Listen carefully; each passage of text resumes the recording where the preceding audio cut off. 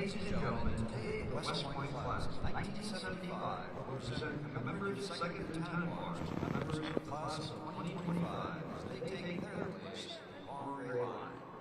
The class of 1975, which will celebrate its 50th class reunion here at West Point this fall, has developed a special relationship with the class of 2025.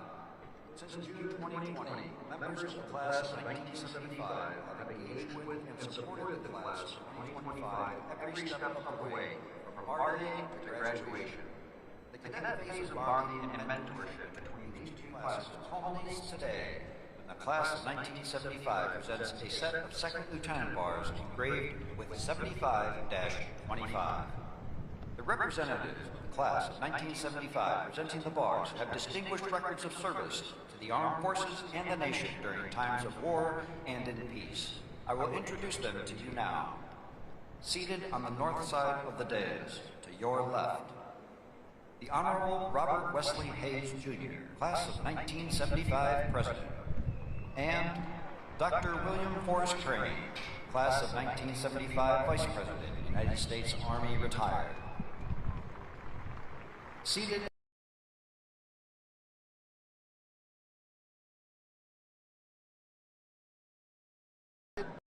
Mr. Timothy F. Shugru. Gentlemen, we welcome you back to attend this special graduation ceremony. It is a pleasure and honor to have you here with us today. Ladies and gentlemen, how about a round of applause for the class of 1975 and their outstanding dedication to the class of 2025.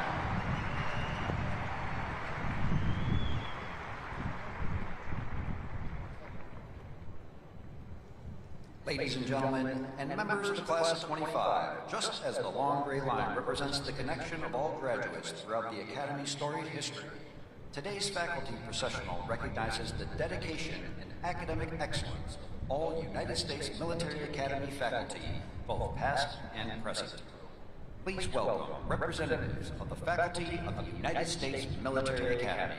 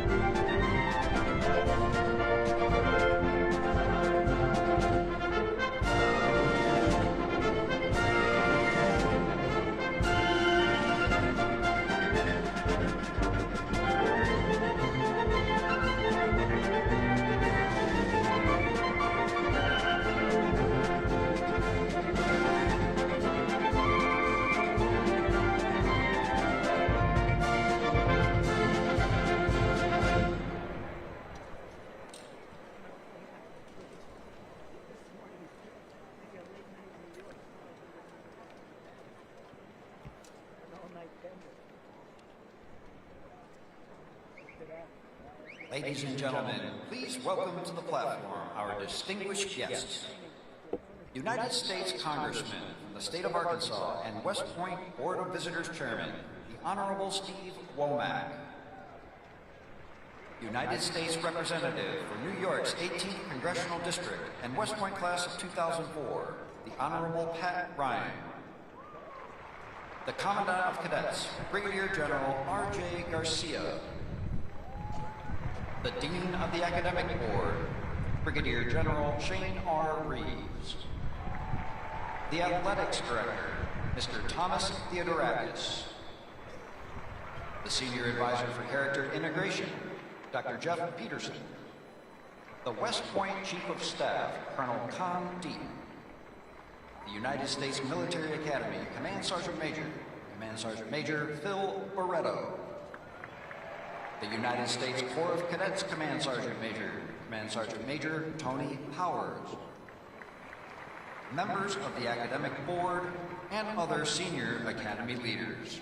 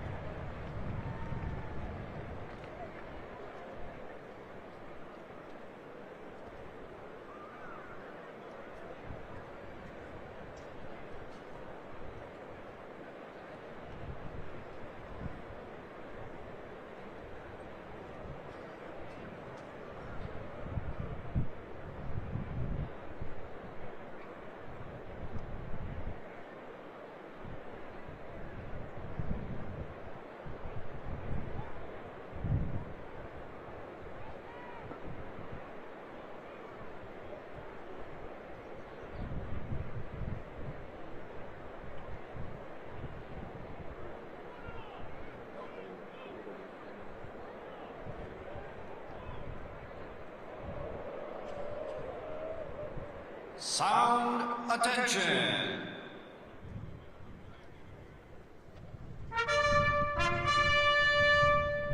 Hey, 1, 2, 2.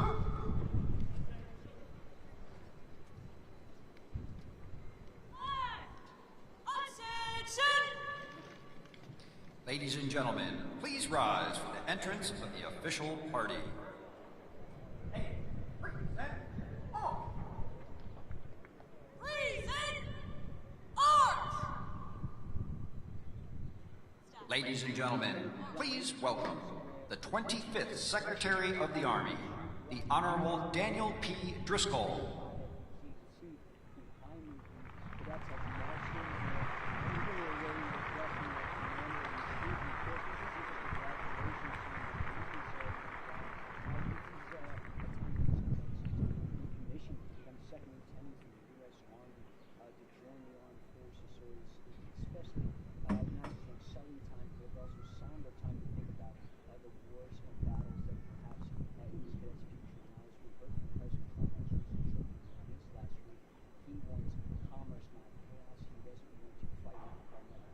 The 41st Chief of Staff of the Army, General Randy A. George.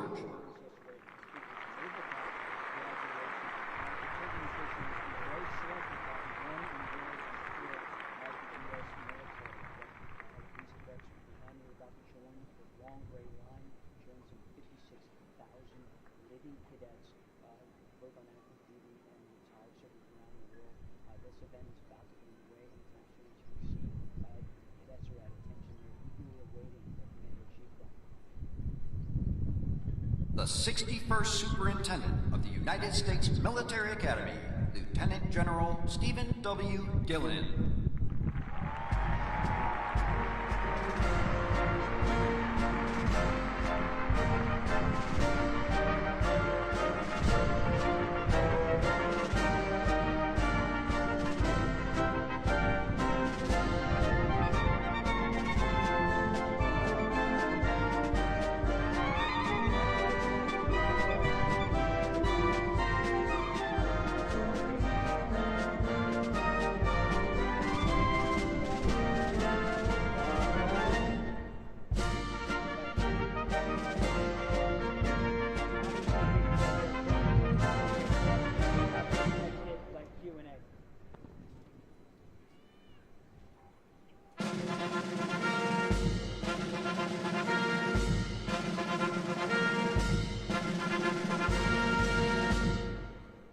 Ladies and gentlemen, the 45th and 47th President of the United States of America, Donald J. Trump.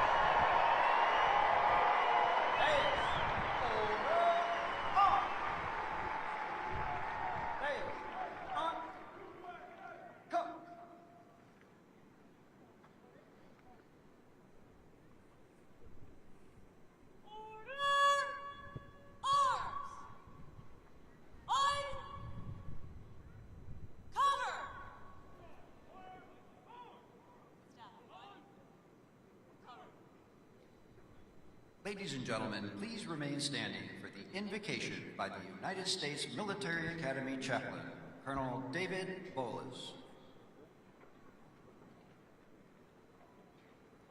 I invite you to pray with me. Praise be to the Lord my rock, who trains my hands for war and my fingers for battle. Almighty God, we are gathered here with hearts full of gratitude and pride as we witness the graduation of the West Point class of 2025. We thank you for bringing each graduate to this major milestone today. We thank you especially for your presence when they were plebes, under pressure, for providing patience as they learn to lead as yearlings, for their commitment and courage to affirm as cows, and for faithful friends who will finish together as firsties. And just as you have been faithful in the past, be their ever-present help in the future.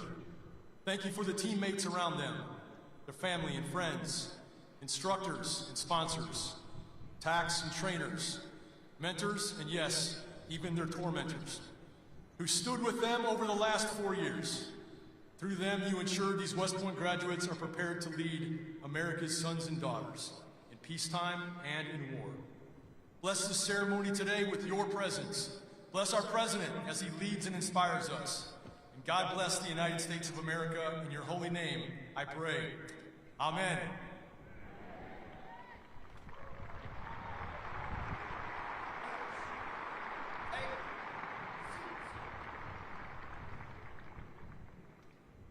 Please be seated.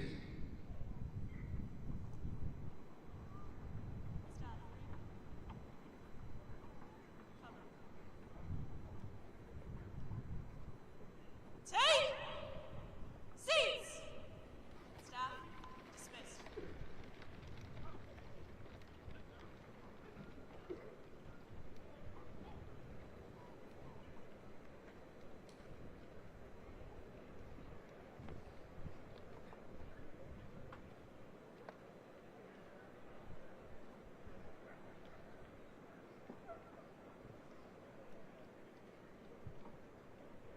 Please welcome the 61st Superintendent of the United States Military Academy, Lieutenant General Stephen W. Gilland.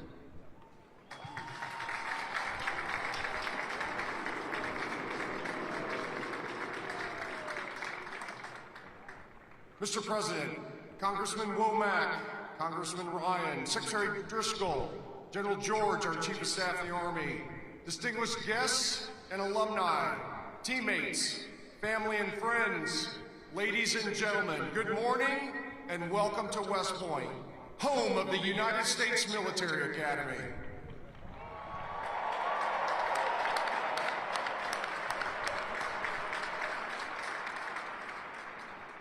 We are tremendously honored to have you here today to celebrate the 1,002 outstanding cadets of the class of 2025 as they graduate in commission as the newest officers and leaders of character in your United States Army.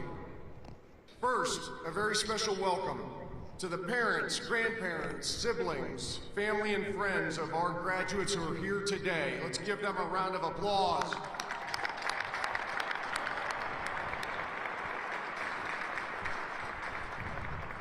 Thank you all for the love and support and encouragement that you've given your cadet along their journey at the United States Military Academy. I'd like to acknowledge the members of the 50-year affiliate class for our graduating class, the Courage and Drive class of 1975.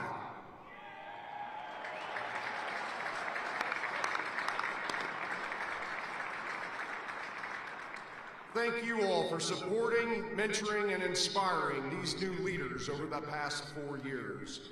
You are all wonderful exemplars of leadership, excellence, and selfless service. And we are grateful to you for demonstrating the strength of the long gray line to this outstanding class. Class of 2025, together we thrive. Congratulations and well done.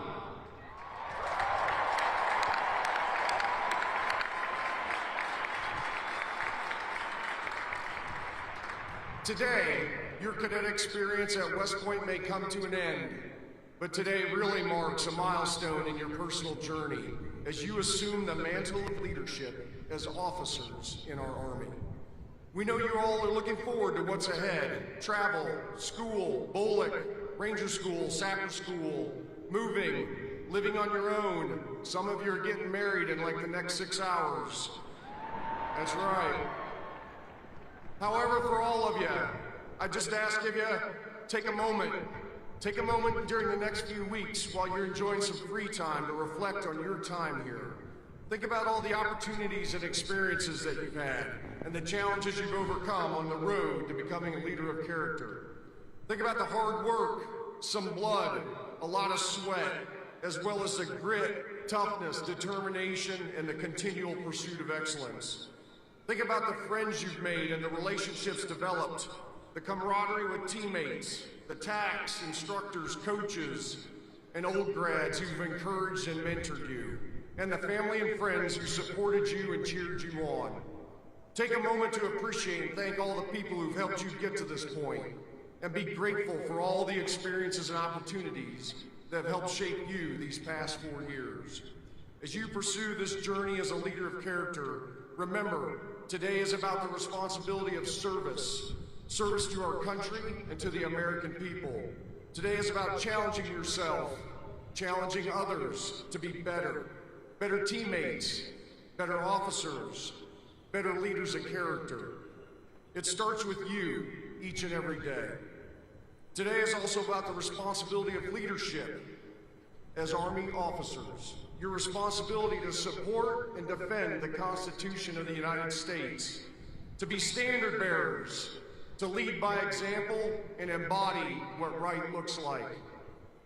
Most importantly, today is about your responsibility, your obligation to the citizens of our nation and to your soldiers, America's sons and daughters, to give them your very best leadership every single day.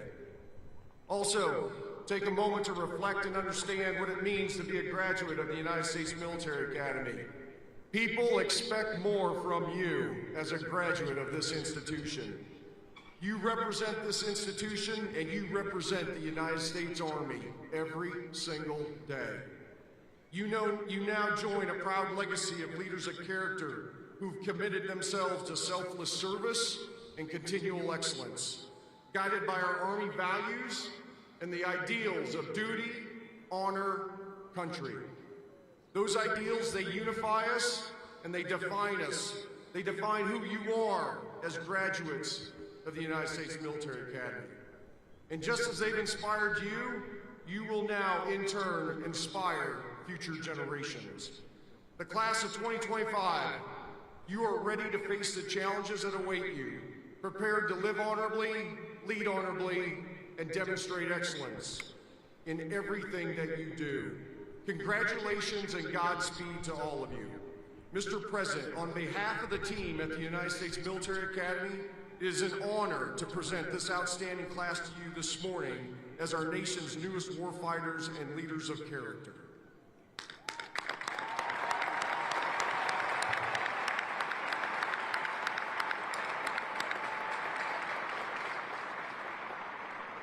Ladies and gentlemen, it is my honor to introduce this morning's commencement speaker, the 45th and 47th President of the United States, President Donald J. Trump.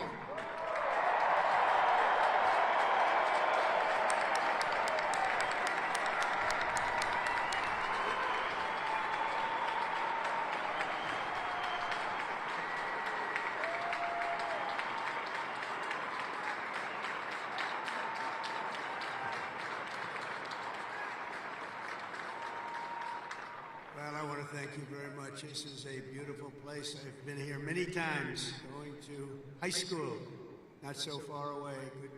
A good place, also a military academy. Not quite of this distinction, but it was a lot of fun for me. And I just want to say hello, cadets, and on behalf of our entire nation, let me begin by saying congratulations to the West Point class of 2025. You are winners, every single one of you. Thank you.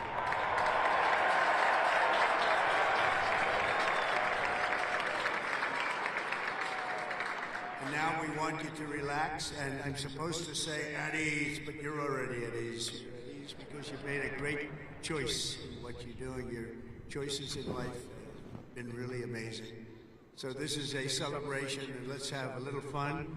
I want to thank your highly respected Superintendent, General Stephen Gillen, and he is really something. I got to know him backstage with his beautiful family, and his reputation, his wife is just incredible. His reputation is unbelievable, and thank you very much. And your daughter is a winner also, just like everybody out there, a real winner. Thank you. Thank you.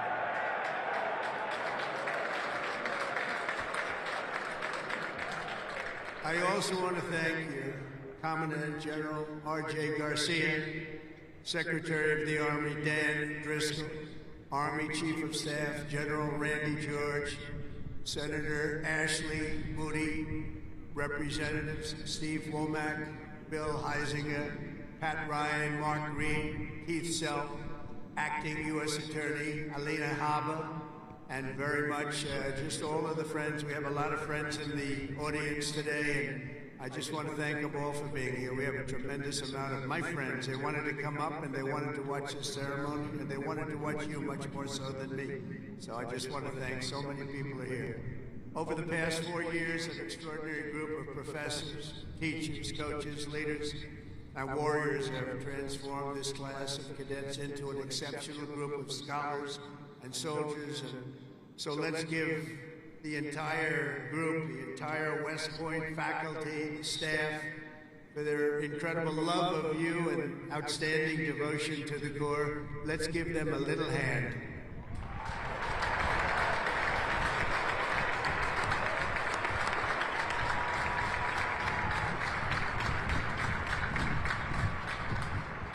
And importantly, we can't forget all of those people beaming with pride. Look at them in the audience. They're so proud. They're in the stands. So thank your parents, your grandparents, and family members who made this all possible for you. Thank you.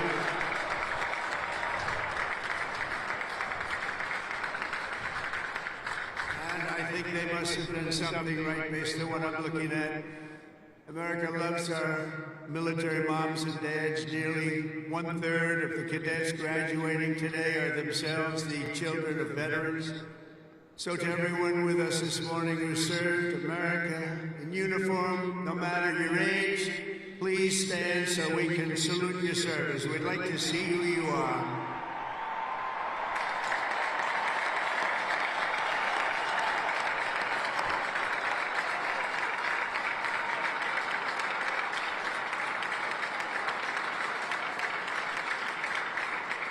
Congratulations. Great job. Every cadet in the field before me should savor this morning, because this is a day that you will never, ever forget. In a few moments, you will become graduates of the most elite and storied military academy in human history, and you will become officers in the greatest and most powerful army the world has ever known. And I know because I rebuilt that army, and I rebuilt the military.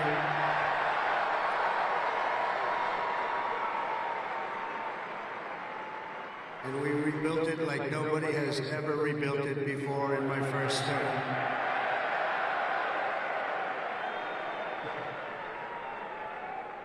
Your experience here at West Point has been anything but easy.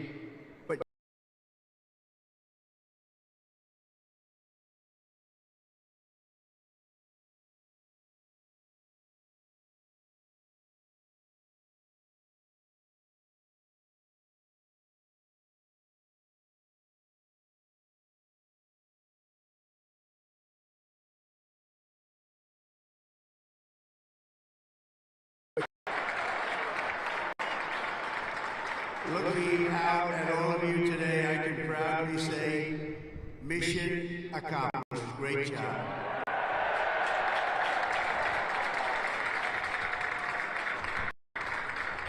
But now you have to go on. You have to forget that. Because now you have another. It's a sad thing, isn't it? You know, you can't rest on your laurels no matter what. You just have to keep going. You take it, you take a little day off, and you go on to the rest. Because you have to have victory after victory after victory, and that's what you're going to have as you receive your commissions as second lieutenants, each of you continues down the same hallowed path walked by titans and legends of U.S. military law, giants like Ulysses S. Grant, John Blackjack Pershing, Dwight David Eisenhower, the one and only Douglas MacArthur, old blood and guts George Patton, and Norman Schwarzkopf. Oh, great. So many more. They and countless other patriots before you have walked out of these halls and straight into history, and today you officially join those immortal heroes in a proud ranks of the long gray line. You know that term, so beautiful, the long gray line. Among the 1,000 cadets graduating today, 26 of you wear the prestigious Star Wreath, signifying the highest level of academic achievement. Please stand up, 26. Let's see if somebody stands who shouldn't be standing.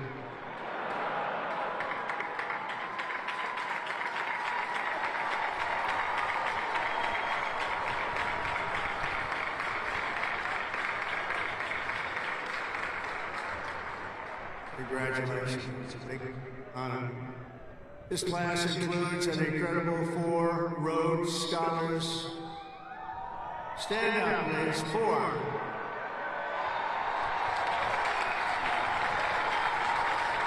Wow. That's tied for the most of any West Point class since 1959. That's great, 4. Congratulations. Boy, oh boy, oh boy. I want to bring them right to the Oval Office. I don't want to have them go too far away from me. 8 cadets here today took on the challenge of designing their own hypersonic rocket. Oh, we could use you. Building them right now. You know, we had ours stolen. We are the designer of it. We had it stolen during the Obama administration. They stole it. You know who stole it? The Russians stole it. Something bad happened. But we're the designer of it. We're now building them, and lots of them. And earlier this year, they launched it into space, setting a world record for amateur rocketry. Can't get you in there fast enough. This class excelled not only mentally, but also physically last January when more than 1,000 cadets volunteered for an 18.5-mile march on a freezing winter night. Cadet Chris Verdugo completing the task in 2 hours and 30 minutes flat, smashing the international record for the competition by 13 minutes. Where is he? Where is he? Come up here. Come up here, Chris. Get up here. Come here. That's by 13 minutes. Come here, Chris.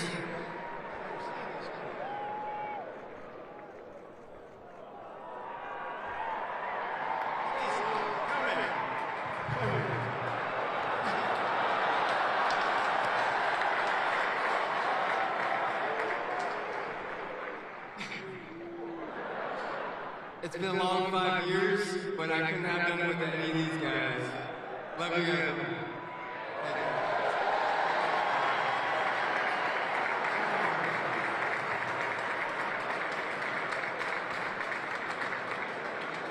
That's great. Keep it going, Chris. That really is a definition of Army strong, isn't it?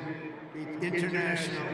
International. This class includes 513 graduates who completed Air Assault School, 70 who completed Airborne School, 8 who made it through the ultra-elite Army Diver School, among the most difficult and grueling programs anywhere on Earth.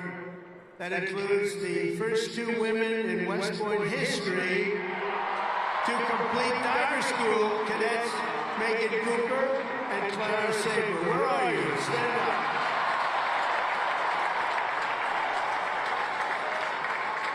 Where are they? Wow, great job. That is not easy. Congratulations, Megan, Clara. It's a job well done. Thank you very much. Some of you achieved a different kind of distinction here at the Academy, including 7 century men who completed 100 hours of marching for disciplinary, infraction. No, don't tell me I'm doing this. Oh, I'm so sorry. Would you like to stand up?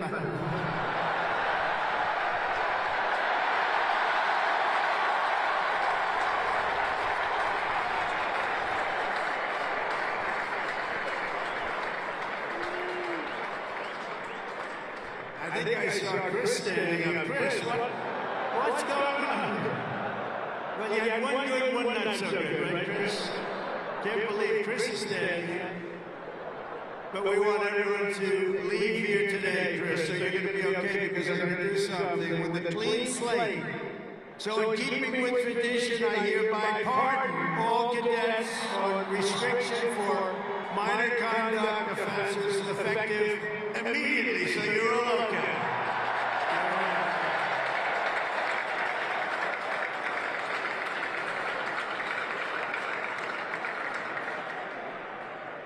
The class of 2025 is a lot to be proud of, including your first-rate athletes and athletics. You are something. I've been watching too. I love the sports stuff. What you've done is pretty amazing. Last year, for the first time ever, Army lacrosse became the #1 ranked men's lacrosse team in the entire country.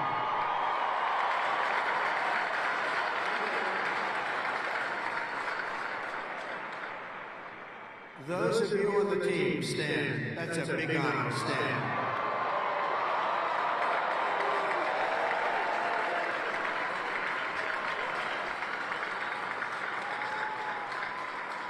Great. It's a tough sport, too. That's #1 in the country. Your sophomore year, Army football beat Navy 2017. And the next year, you did it again, beating Navy 17-11 and dominating Air Force 23-3. But this year, the Black Knights fought your way into the top 20 nationally and racked up your longest winning streak since 1949 with the help of graduating quarterback cadet Bryson Daly, or as you call him, Captain America. Captain America. Stand up, Bryson.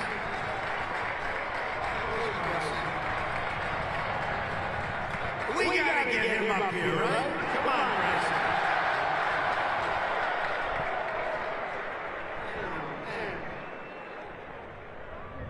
I heard he said, well, I came to a game and he was, I said, yeah, he can get into the NFL, can, but he chose this life. And you know what, I think he made a good choice. Come on up here, Bryson. Come on up. Wow.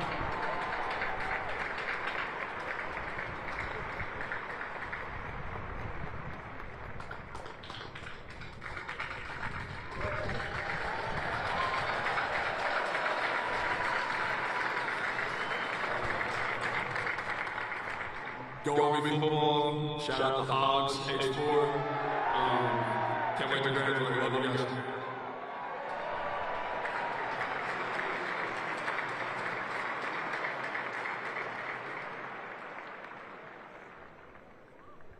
I just tapped his shoulders like I hit a piece of steel.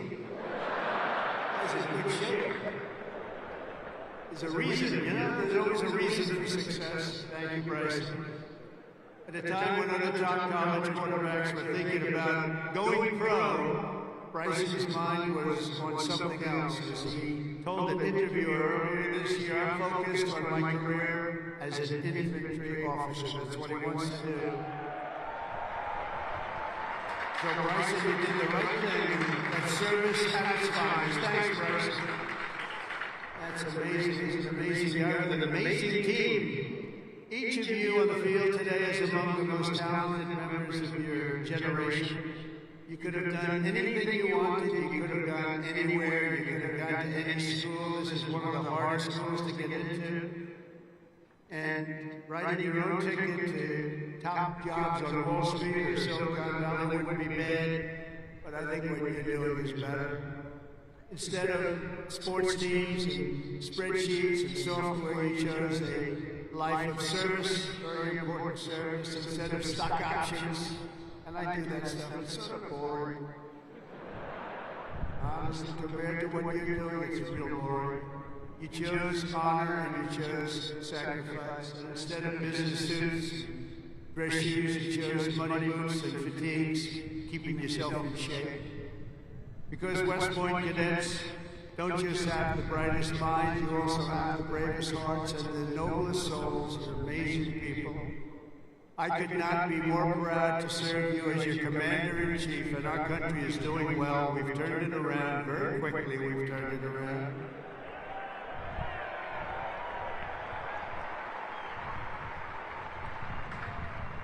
I just got back from the Middle East, and I was at, as you know, Saudi Arabia, Qatar, UAE, and I will tell you, they said, all three leaders, great leaders of those three nations, they all said the same thing. The United States of America is hotter now than we've ever seen it, and a year ago, it was as cold as it gets, and it's true. It's true. We have the hottest country in the world, and the whole world is talking about it. That's an honor for all of us. I cannot wait to see the glory that is still ahead. However, for the West Point class of 2025, and we're going to help you a lot because we're going to give you a nation as good or better than it ever was. That's what I promise you.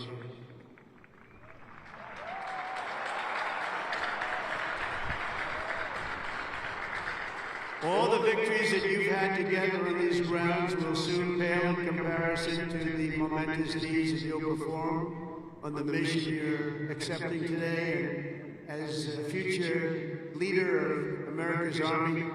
And we have that Army geared up. We have ordered, we just went $1 trillion military budget, General. Do you know that? $1 trillion.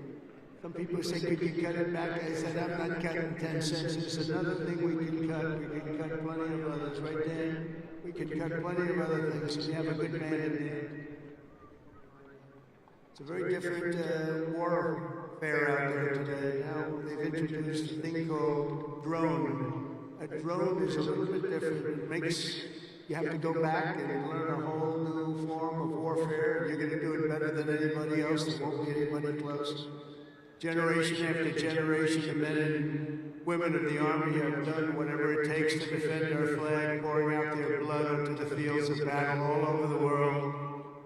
And all over the world, you're respected like nobody is respected. Our soldiers have sprinted through storms of bullets, clouds of shrapnel, slogged through miles of dirt and oceans of sand, scaled towering cliffs of jagged rock. And time again, the American soldier has charged into the fires of hell and sent the devil racing in full retreat.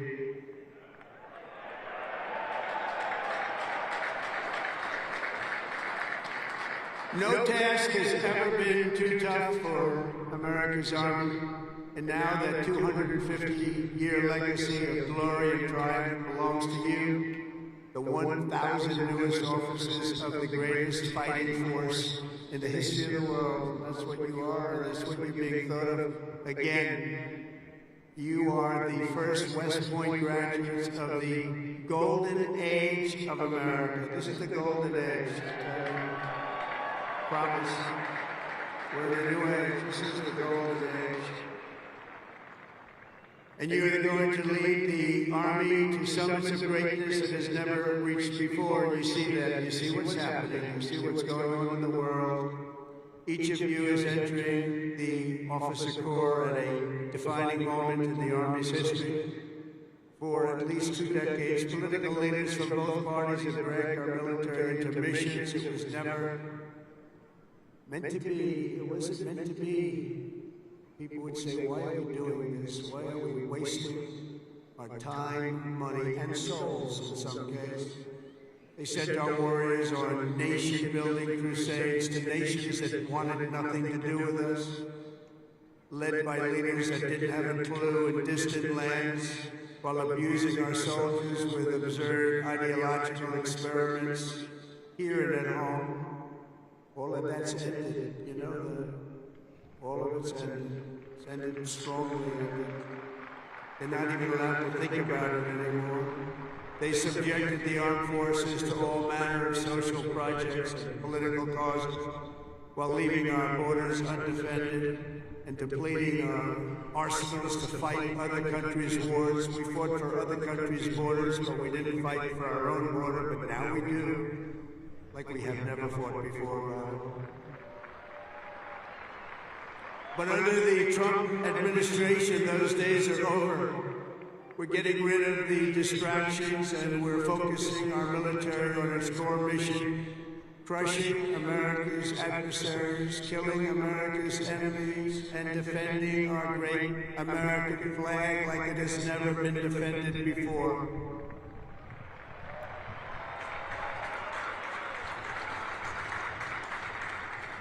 The job of the U.S. Armed Forces is not to host drag shows, to transform foreign cultures, but to spread democracy to everybody around the world at the point of a gun. The military's job is to dominate any foe and annihilate any threat to America, anywhere, anytime, and any place.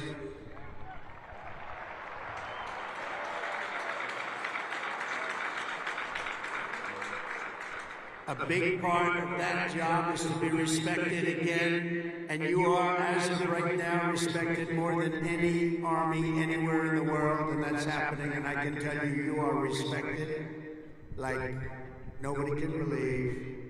As president, I am laser-focused on our core national interests. My preference will always be to make peace and to seek partnership, even with countries where our differences may be profound. As you know, we're working on a lot of things right now. When I left office 4 years ago, we had no wars, we had no problems. We had nothing but success. We had the most incredible economy, the single greatest economy for a president in history. I think we're going to beat it this time by a lot, if you want to know. But we had something going on very special. But if the United States or its allies are ever threatened or attacked, the Army will obliterate our opponents with overwhelming strength and devastating force. That's why my administration has begun a colossal buildup of the United States Armed Forces, a buildup like we've never had before. Peace through strength, you know the term. I've used it a lot.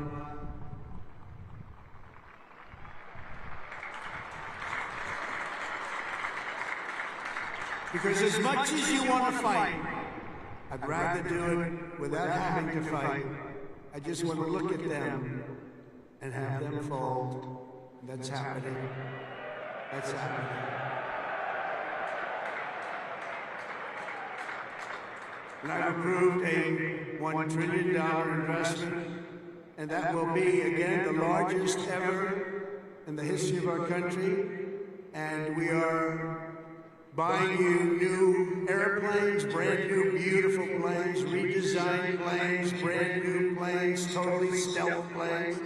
I hope they're stealth. I don't know, that whole stealth thing, I'm sort of wondering. You mean if we shape a wing this way, they don't see it, but the other way they see it? I'm not so sure. That's what they tell me. We have the best tanks anywhere in the world.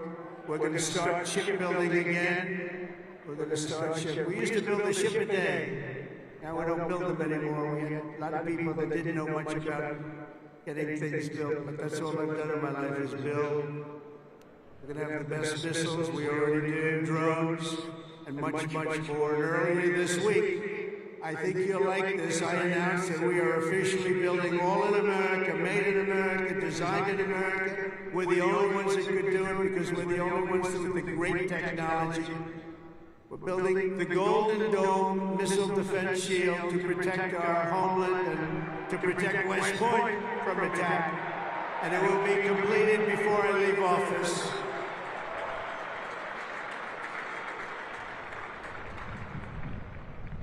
And you wouldn't think this, but our enemies are very unhappy about it. You've been hearing, you've been reading. Why are they doing that? Why? Well, we're doing it because we want to be around for a long time. That's why we're doing it.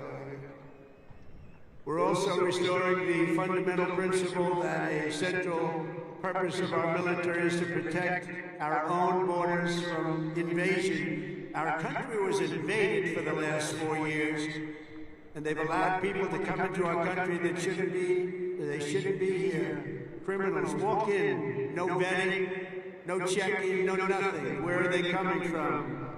And they were taking people out of prisons, they were taking gang members, they were taking the mentally insane and allowing them to come in, and we're getting them out of our country. We have no choice. We're getting them out and bringing them back where they came from. Have no choice. And it's not easy. It's not easy. But hopefully the courts will allow us to continue. We had the greatest election victory. This was November 5th. We won the popular vote by millions of votes. We won all 7 swing states. We won everything. We won 2,750 districts against 505. 2,750 against 505. We had a great mandate, and it gives us the right to do what we want to do to make our country great again, and that's what we're going to do. On day one, I deployed our military to the southern border, and since that day, we've reduced the number of illegal border crossings where there used to be hundreds of thousands of people coming into our country a day. We had nobody come in the last week and a half. We were at 99.999%. 99.999. Think of that. That was with the help of our military. We had one person come in. One. You know why? He got very sick. We brought him through to have him brought to a hospital. One person. And for that, please don't hold me responsible, but that's okay. They did the right thing. Gone are the days where defending every nation but our own was the primary thought. We are putting America first. We have to put America first. We have to rebuild and defend our nation. And very shortly you're going to see a nation better than it's ever been. And you see that with the trade. For years we've been ripped off by every nation in the world on trade. We've been ripped off at the NATO level. We've been ripped off like no country has ever been ripped off, but they don't rip us off anymore. They're not going to rip us off anymore. And you're seeing it. You have to watch what we're doing in trade. I know it's not your primary thing, but it's quite important in all fairness. But watch, you'll see what's going on. Been reading about it over the last few days. We're making deals with other nations that were nobody thought it would be even possible. And the reason is very simple. They respect us again. They're respecting our country again. That's what you want. And everything we do, we are bringing common sense back to America. It's all about common sense. We can say we're liberal, we're conservative. The new word is progressive. They don't like using the word liberal anymore. That's why I call them liberal. But whatever you are, most importantly, you have to have common sense, because most of it's about common sense when we get right down to it. And we have a lot of people with a lot of very smart people, but they have to have common sense. And we've liberated our troops from divisive and demeaning political trains. There will be no more critical race theory or transgender for everybody forced onto our brave men and women in uniform or on anybody else for that matter in this country. And we will not have men playing in women's sports, if that's okay.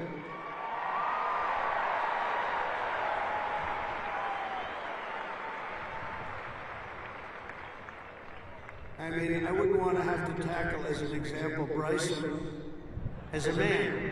But I don't think a lot of women want to tackle him. I don't think so. How crazy is it? Men playing in women's sports, how crazy is it? So ridiculous, so demeaning to women. And it's over. That's over. We've ended it. And promotions and appointments will not be based on politics or identity. They'll be based on merit. We won that case in the Supreme Court of the United States. We're allowed to go back to a system of merit. We're a merit-based country again. Today,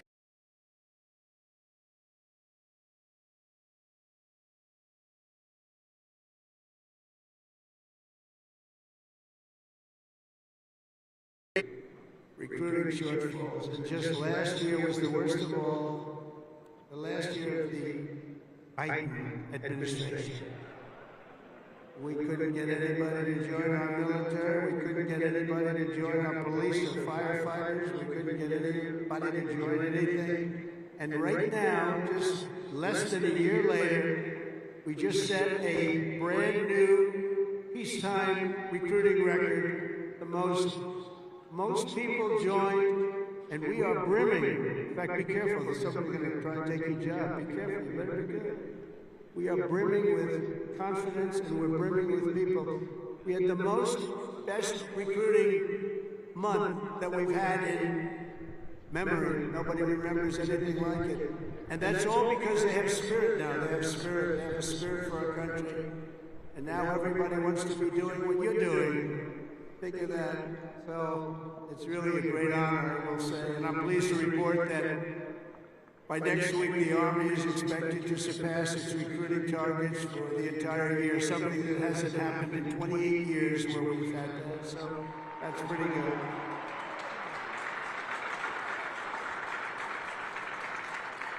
And it's nice to know that you're doing something that everybody wants to do, isn't it? Really nice.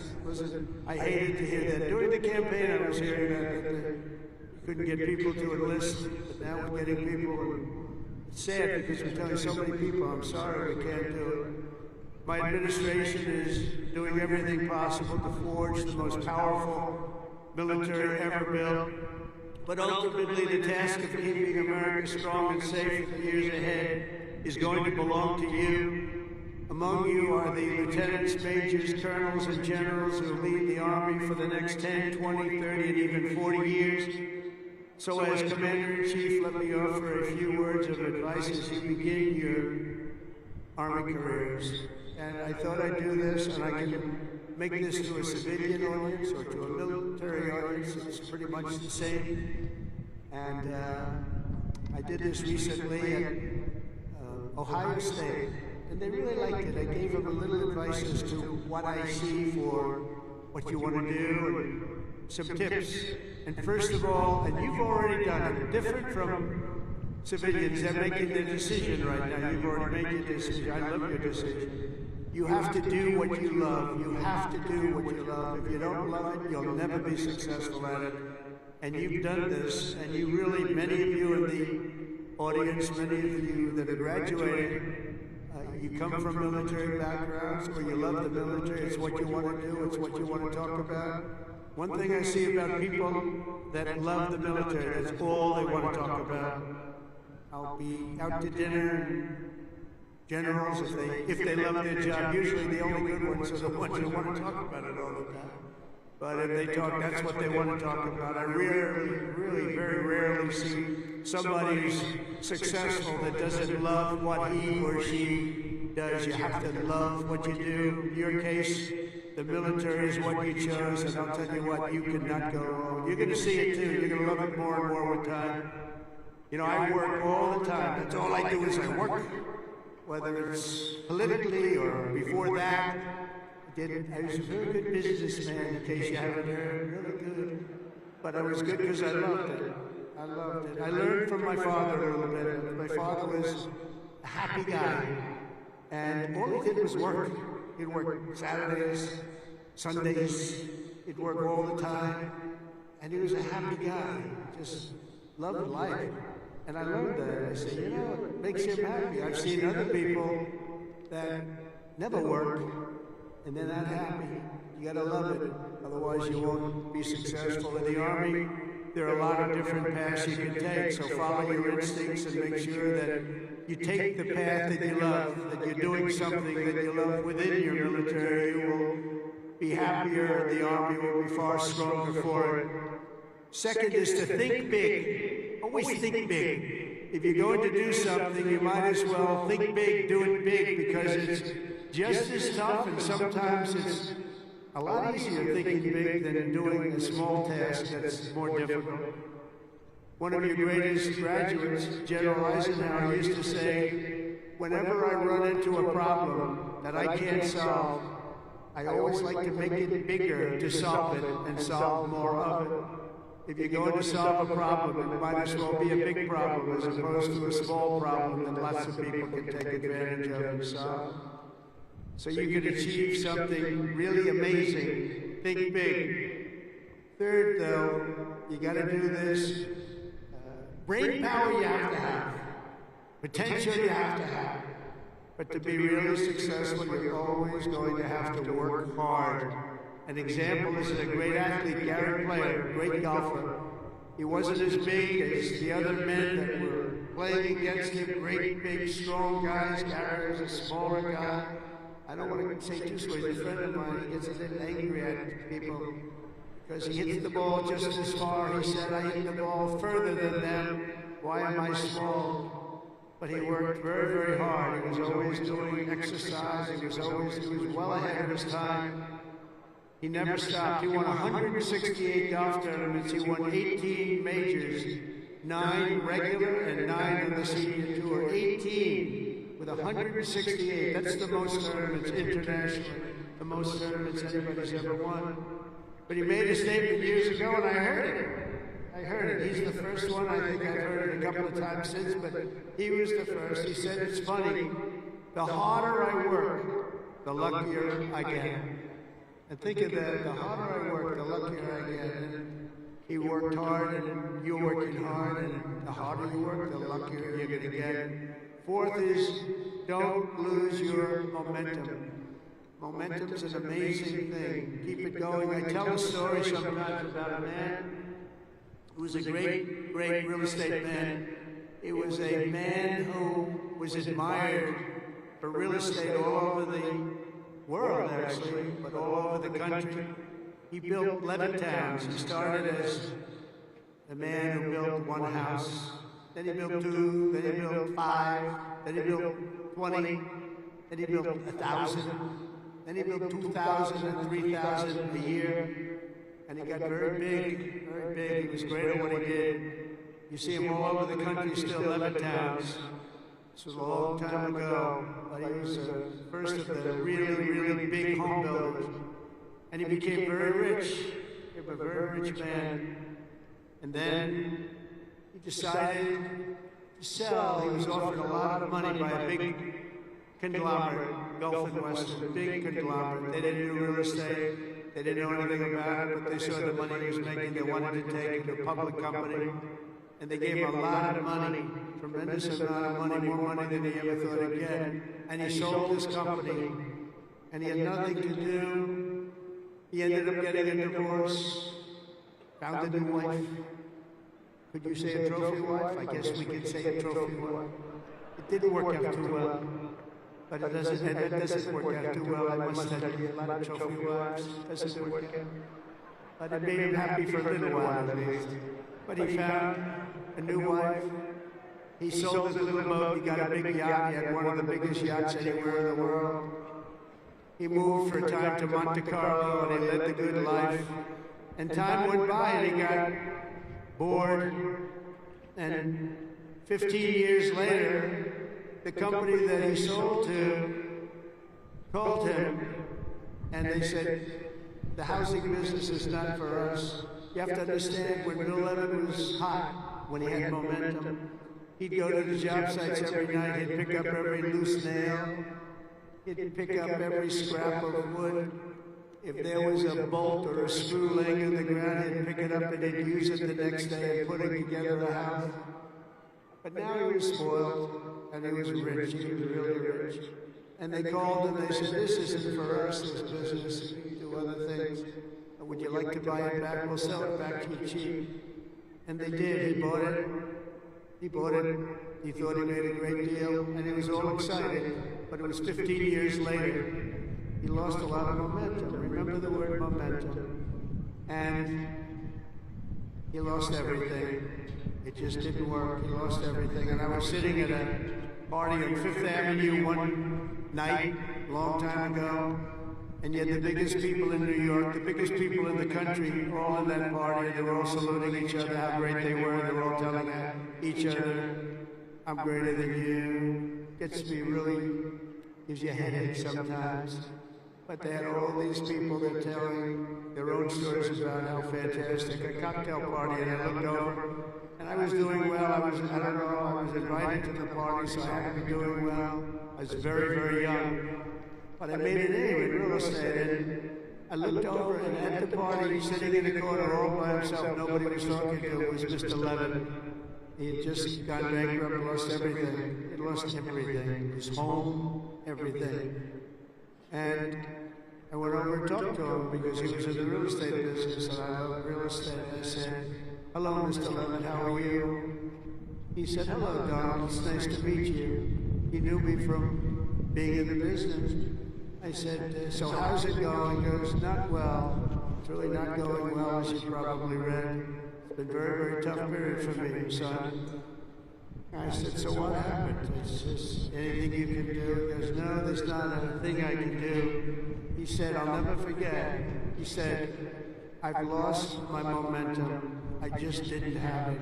I used to have it, but I lost my momentum. So it's a story I tell, and you have to know when you have the momentum, but sometimes you have to also know when you've lost the momentum. And leaving a field sometimes, leaving what you're doing sometimes is okay. But you gotta have momentum, but you have to know that momentum is gone. You have to know when to say, it's time to get out. And it's a very sad story. I remember that story so well, like it was yesterday. Fifth, you have to have the courage to take risks and to do things differently. Eisenhower again was threatened with court-martials as a young officer for advocating a new doctrine of tank warfare. Billy Mitchell was thrown out of the Army for pioneering the use of air power. They said, what do you mean air power? Don't be ridiculous. People willing to try and do things differently. It's never going to be easy for them, but they're the ones that are going to really do the important things. They're the ones who are going to make history. So don't be ashamed and don't be afraid. This is a time of incredible change, and we do not need an officer corps of careerists and yes men and people that want to keep it going the way it's been, because it changes rapidly, especially what you're doing. Because believe it or not, you're in a business profession where things change as rapidly like warfare, the type of warfare. Unfortunately, we're getting to see it with Russia and Ukraine, and we're studying it, and it's a very terrible thing to study. But we're seeing the different forms of warfare. We're seeing the drones that are coming down at angles, and with speed and with precision. We've never seen anything like it. Never seen anything like it, and we're learning from it. But your profession changes very rapidly. You've got to be at the top of it. You've got to be right at the head of the needle. We need patriots with guts and vision and backbone who take personal risks to ensure that America wins every single time. We want to win our battles. You know, I defeated ISIS in 3 weeks. They told me it would take 5 years. And the general that did it, you know that story, was named Raisin Cane. His name is Dan Cane, but his nickname was Raisin Cane. I said, your name is Raisin Cane. I love that. Is that a nickname? That's what they call me, sir. I love you, General. I think you're the guy I'm looking for. I want to know a guy named Raisin Cane, and he is now the head of the Joint Chiefs of Staff, and is a highly respected man. And we defeated, think of it, ISIS. They said, how long in Washington? Sir, it will take 4 years to defeat them, maybe 5. And maybe we won't, because they're all over the place. And then I met a man that said we could do it in 3 weeks, and he did it in 3 weeks. And that's why he's the head of the Joint Chiefs of Staff right now. And we did things that nobody thought were possible. We've had great military success. When you have the right leader and you have the right people, we have the right people, you can have tremendous success. Sixth, never lose your faith in America and the American people, because they're always going to be there for you. I went through a very tough time with some very radicalized, sick people. And I say I was investigated more than the great, late Alphonse Capone. Alphonse Capone was a monster. He was a very hardened criminal. I went through more investigations than Alphonse Capone, and now I'm talking to you as president. Can you believe this? Can you believe it? So you gotta fight hard, you gotta never give up, and don't let bad people take you down. You gotta let them, you gotta take them down. A lot of bad people out there, and those people you have to figure it out. But you also have a lot of great people. Finally, hold on to your culture and your traditions, because that's what makes something really great, and that's what's made the Army great. The culture and the tradition. Whether we're talking about a battalion, a business, a sports team, or even a nation, history has shown that in many ways culture is destiny. So do not let anyone destroy the culture of winning. You have to win. Winning is a beautiful thing. Losing, not for us. Not for us. Not for anybody here. If it was, you wouldn't be here. From the earliest days of our nation, this supreme tradition of American military service has been passed down from soldier to soldier and generation to generation, and it's a beautiful thing to watch. Graduating today is Cadet Ricky McMahon, Ricky's great-grandfather. Stand up wherever you are, Ricky, because you're going to like this. Ricky's great-grandfather served in World War I. His grandfather served in World War II. And his uncle, father, and mother all graduated from West Point. Where is Ricky?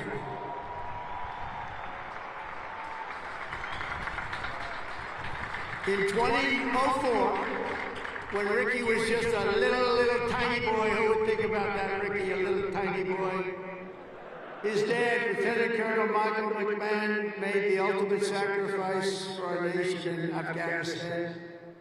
Today, Lieutenant Colonel McMahon rests not far from here in the West Point Cemetery. Last year, 2 decades after losing his father, Ricky placed a gold chip from his dad's 1985 class ring into a crucible along 87 other rings were with it of past West Point grads that were melted down to forge those now worn by the class of 2025. Do you all know that? Do you know that? What do you wear? I want one. Ricky, I want one.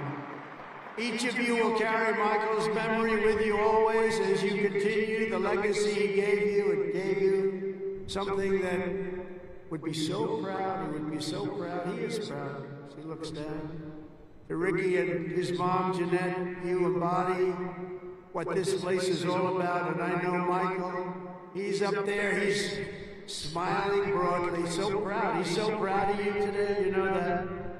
And he's a man that couldn't be, and he is a man that couldn't be more proud. And I want to just, I just love that story. Everybody's ring, they're going to remember you, they're going to remember your family, and most importantly, you're going to remember a great tradition. It's a great tradition of West Point and of winners. Thank you very much. It's great to meet you. Thank you. You can sit down. You want to come up? If you want to come up, come on, come on. Come on.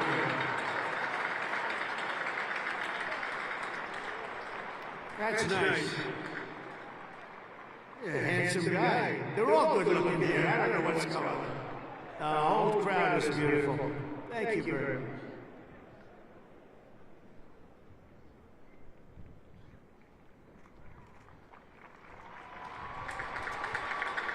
I'd like to thank my mother. I'd like to thank my family. And I'd like to thank G3, Go Gophers.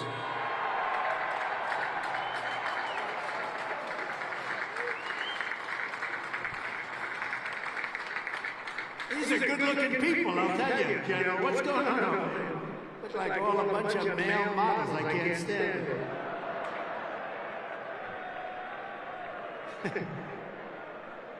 For 2.5 centuries, our republic has endured because of heroes like Michael. If laid down their lives for America, and because young people like all of you have picked up the banner of service and carried forward the flag of freedom from Lexington to Yorktown, from Gettysburg to Sicily, and from Incheon to Fallujah. America has been won and saved by an unbroken chain of soldiers and patriots who ran to the sound of the guns, leapt into the maw of battle, and charged into the crucible of fire to seize the crown of victory, no matter the odds, no matter the cost, no matter the danger. All over the world, our soldiers have made sacred the ground where they shed their blood, showed their valor. From Seminary Ridge to San Juan Hill, Bellawood, Omaha Beach, Leyte Gulf, Ardennes Forest, Chosen Reservoir, all over, and even a place called Pork Chop Hill.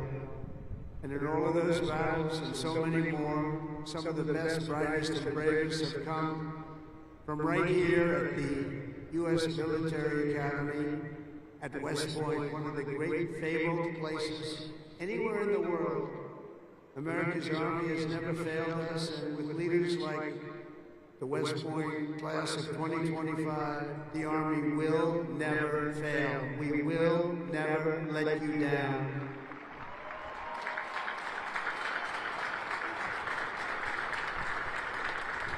And over the last week, I had the honor of speaking to the heads of many countries, and they would say, 2 weeks ago, they said, the 8th, they said, "Sir, we're celebrating the victory today of World War II." And I said, "Wow, that's nice." And I'd call another one, unrelated, "Sir, we're celebrating the victory of World War II."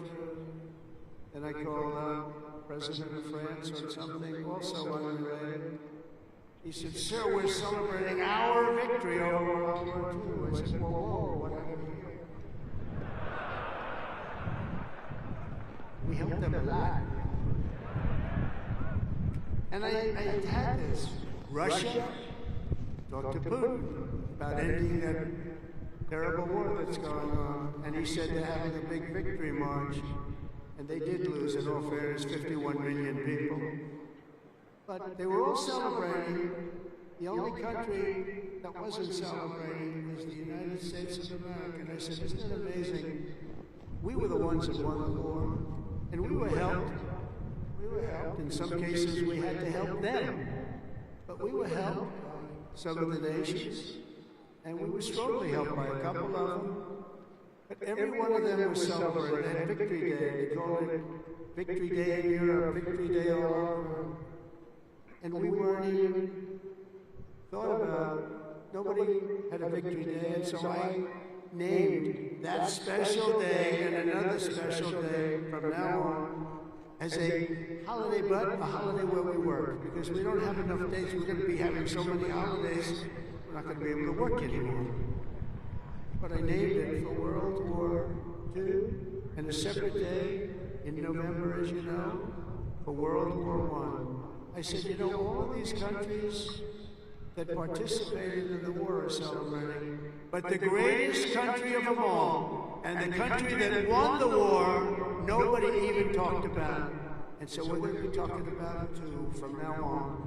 And I think you'll appreciate it. We won the First World War, we won the Second World War, and you know where we won them from? Right here at West Point. West Point won the war. You won 2 world wars, and plenty of other things, but you won't think of it. We don't want to have a 3rd World War, but we won the First World War, we won the Second World War right here from West Point, and that's something. And we're going to be talking about it. You know, they can talk about it, and in some cases, as you know, they didn't do too much to help. They were ground down. But they were celebrating victory. No, we're going to celebrate victory because we're the ones that won that war. Standing before you today, I know that you will never stop. You will never quit. You will never yield. You will never tire. You will never, ever, ever surrender. Never give up. Remember that. Never give up. It's another little factor I could have added. Never, ever give up. Raise your right hand. I pledge I will never, ever give up. You can never give up. You can never give up. If you do, you're not going to be successful because you'll go through things that will be bad. You're going to have great moments. You're going to have bad moments. You can never give up. Through every challenge and every battle, you'll stand strong. You'll work hard. You'll stay tough. And you will fight, fight, fight, and win, win, win.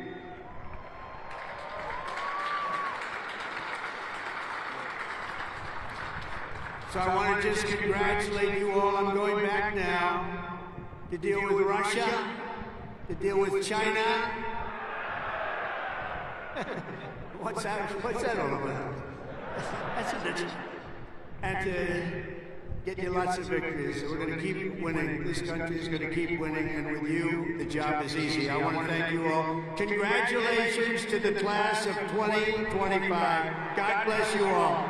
Incredible people. Thank you very much, everybody.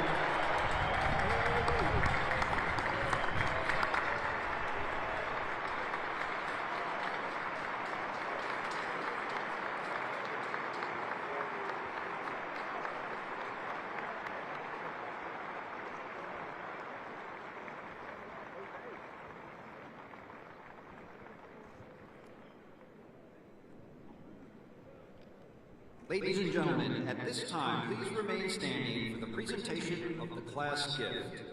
The class president, Cadet Catherine LaRue, will present a panoramic photo of the class of 2025 to the president.